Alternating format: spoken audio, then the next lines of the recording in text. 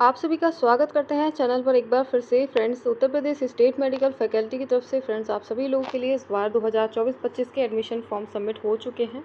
कुछ बच्चों के फॉर्म रिजेक्ट हुए थे तो उनका यहाँ पर दोबारा से कह सकते हैं कि आपका जो रिजेक्शन फॉर्म थे उनको करेक्ट करवाया गया और दोबारा से उनको सबमिट करवाया गया। ठीक है, आपको एक मैसेज के थ्रू आपको सारी इन्फॉर्मेशन मिल गई होगी और आपके एप्लीकेशन फॉर्म में भी एडिट ऑप्शन शो हो रखा था जिन बच्चों का रिजेक्ट हुआ है।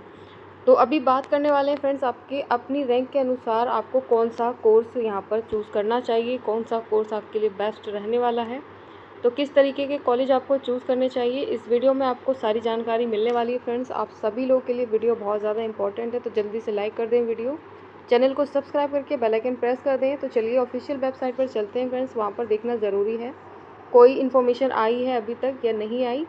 तो जैसे ही स्कोर कार्ड आएगा फ्रेंड्स आपका सारी इन्फॉर्मेशन को आपके साथ में शेयर किया जाएगा। अभी तक तो ऐसा कोई नोटिफिकेशन अभी देखने को नहीं मिला, तो चलिए एक बार आपको भी दिखा देते हैं। सबसे पहले तो अपना चलिए ऑफिशियल वेबसाइट पर चलते हैं। अगर अभी तक वीडियो लाइक नहीं किया है तो जल्दी से लाइक कर दीजिए, चैनल को भी सब्सक्राइब कर लेना और बेल आइकन भी प्रेस जरूर कर लीजिएगा। जहाँ पर देखिए ऐसा कोई भी अभी तक इन्फॉर्मेशन नहीं आई हुई है आपके फॉर्म 2024-25 से रिलेटेड। ठीक है, यहाँ पर आपको बता दिया जाएगा सारी इन्फॉर्मेशन। जैसे स्कोर कार्ड आता है तो यहीं पर आपके लिए इस तरीके का, जैसे ये एप्लीकेशन फॉर्म के लिए एडिट रिजेक्शन कैंडिडेट है तो उनके लिए यहाँ पर नोटिफिकेशन को रखा गया, उसी तरीके से आपके स्कोर कार्ड के लिए यहाँ पर आपका नोटिफिकेशन रखा जाएगा। तो जैसे ही आता है वैसे ही आपको इन्फॉर्म करेंगे। तो आज का जो टॉपिक है फ्रेंड्स, अपने रैंक के अकॉर्डिंग कौन सा कोर्स आपको चूज़ करना चाहिए। तो चलिए टॉपिक अपना स्टार्ट कर लेते हैं।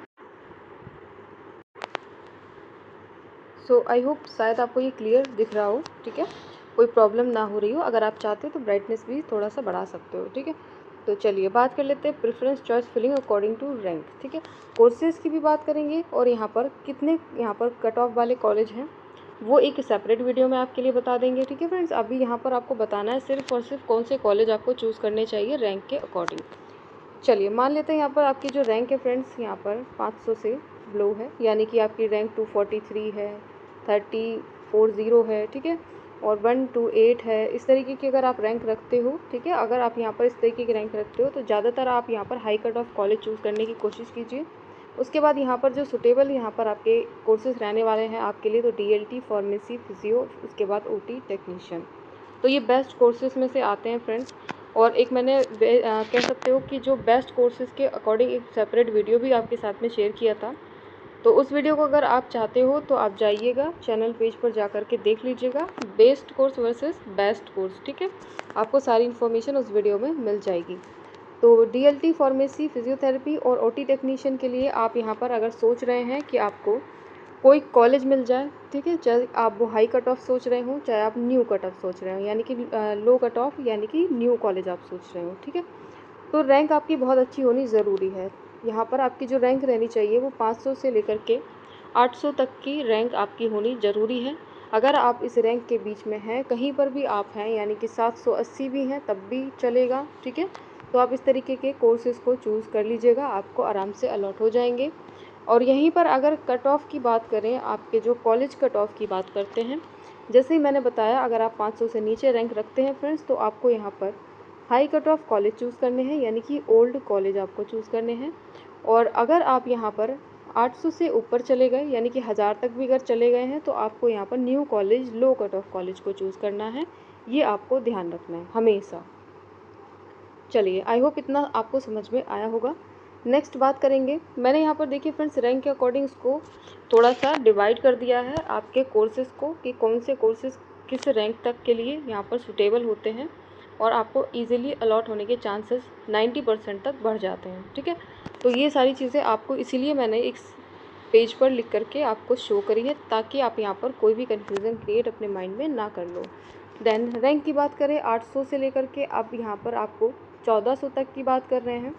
तो अगर एक्सरे चाहते हैं, ऑप्टोमेट्री चाहते हैं, CT स्कैन, MRI या फिर ऑक्यूपेशनल चाह रहे हैं, तो 800 से ऊपर अगर रैंक गई है 1100 तक की तो ओल्ड कॉलेज चूज़ कर लीजिए। और अगर 1100 से लेकर के 1400 तक की रैंक चली गई है तो न्यू कॉलेज चूज़ कीजिएगा, लो कट ऑफ कॉलेज आपके लिए सही रहेगा, ताकि आपको कॉलेज अलॉट होने के चांसेस थोड़े से बढ़ जाएं।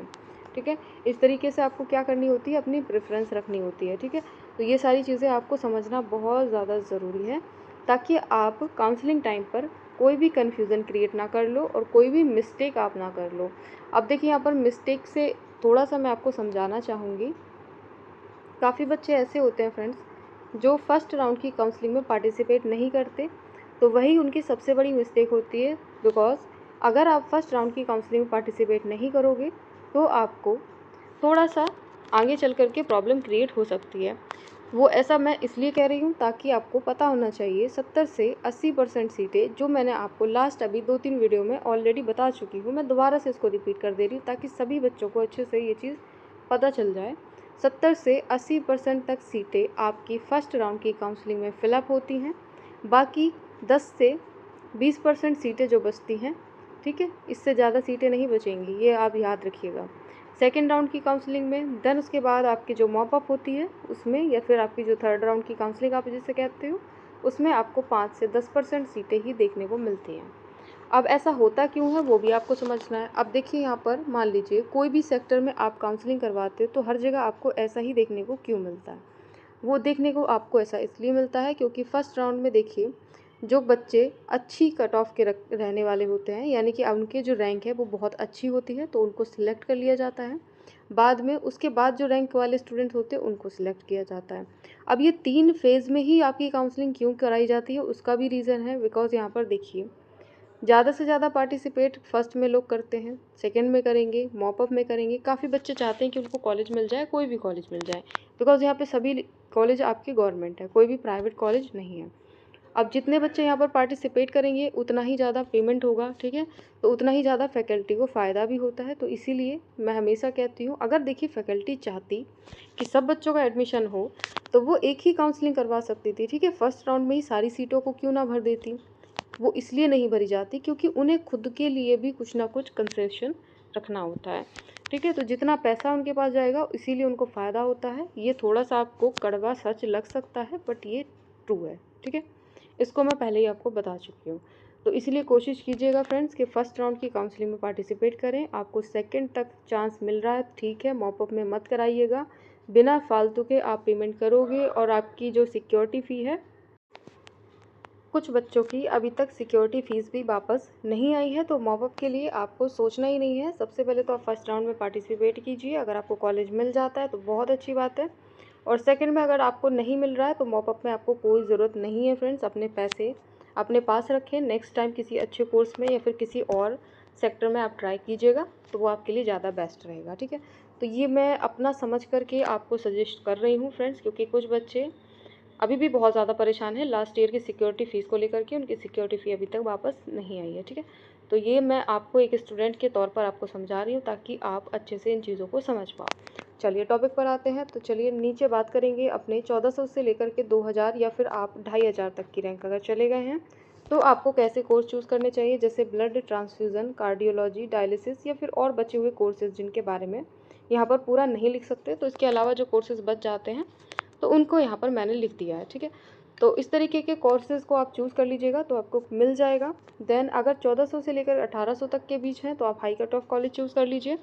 उसके बाद अगर यहाँ पर 1800 से लेकर 2000 या फिर आप 2500 तक की रैंक चले गए हैं तो आप न्यू कॉलेज चूज़ कर लीजिए, तो आपको आराम से ईजिली अलॉट होने के चांसेस क्रिएट हो जाएंगे, ठीक है। और देखिए कोर्सेज़ आपको सिर्फ़ और सिर्फ ऐसे चूज़ करने फ्रेंड्स जिसमें आपका कोई फ्यूचर हो। ऐसे वैसे कोर्स चूज़ ना करें जिसमें आगे चल कर के आपको इस डिप्लोमा करने का कोई फ़ायदा मिले ही ना, ठीक है। तो हमेशा बेस्ट कोर्स चूज़ करने की कोशिश करें। तो बेस्ट कोर्सेज़ के लिए ऑलरेडी वीडियो दिया है मैंने, उसमें जा कर के देख लीजिए कौन कौन से बेस्ट कोर्स आपके लिए रहने वाले हैं। तो आई होप ये सारी चीज़ें आप समझ गए होंगे फ्रेंड्स। सभी चीज़ों को अच्छे से समझना ज़रूरी होता है। तो चलिए फ्रेंड्स, अभी के लिए इतना ही। सारी चीज़ों को आई होप आप अच्छे से समझ गए होंगे। तो जल्दी से सब्सक्राइब करके बेल आइकन प्रेस कर दें। टेलीग्राम इंस्टाग्राम चाहते हो तो जल्दी से ज्वाइन कर लीजिएगा। आपके साथ में मैंने सारी चीज़ों को ऑलरेडी शेयर कर दिया है। तो चलिए अभी के लिए इतना ही। So thanks for watching dear friends.